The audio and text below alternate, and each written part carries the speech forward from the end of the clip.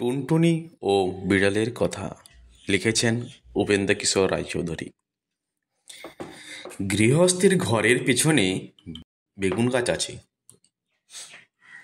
সেই বেগুন গাছের পাতা ঠোঁট দিয়ে সেলাই করে টুনটুনি পাখি তার বাসা বেঁধেছে। বাসার ভেতরে 3টি ছোট্ট ছোট্ট ছানা হয়েছে, খুব ছোট্ট ছানা। তারা উড়তে পারে না, চোখও মেলতে পারে না, খালি হাঁ করে আর চিঁচি করে। গৃহস্থের বিড়ালটি বড় দুষ্টু। সে খালি ভাবে টুনটুনির ছানা খাবো। একদিন সে বেগুন গাছের তলায় এসে বললে, কি করছিস ল টুনটুনি? টুনটুনি তার মাথা হেঁট করে বেগুন গাছের ডালে ঠেকিয়ে বললে, প্রণাম হে মহারানী।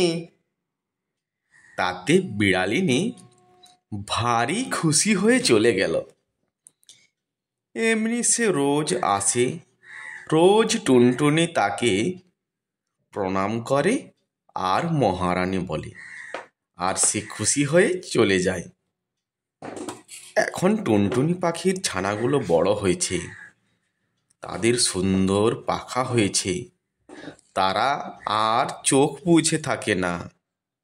তা দেখে টুনটুনি তাদের বলল, বাছা, তোরা উড়তে পারবি? ছানারা বলল, হ্যাঁ মা, পারবো। টুনটুনি বললে, তবে দেখ তো দেখি ওই তাল গাছের ডালে গিয়ে বসতে পারিস কি না। ছানারা তক্ষুনি উড়ে গিয়ে গাছের ডালে বসলো। তা দেখে টুনটুনি হেসে বললে, এখন দুষ্টু বেড়াল আসুক দেখি। খানিক বাদেই বিড়াল এসে বললে, কি করছিস ল টুনটুনি?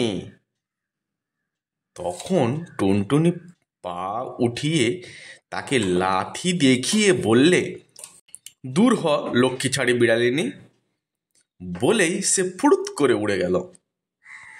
দুষ্টু বিড়াল দাঁত খিঁচিয়ে লাফিয়ে গাছের ডালে উঠে টুনটুনিকে ধরতে পারল না, ছানাও খেতে পারল না, খালি বেগুন কাঁটার খোঁচা খেয়ে নাকাল হয়ে ঘরে ফিরল।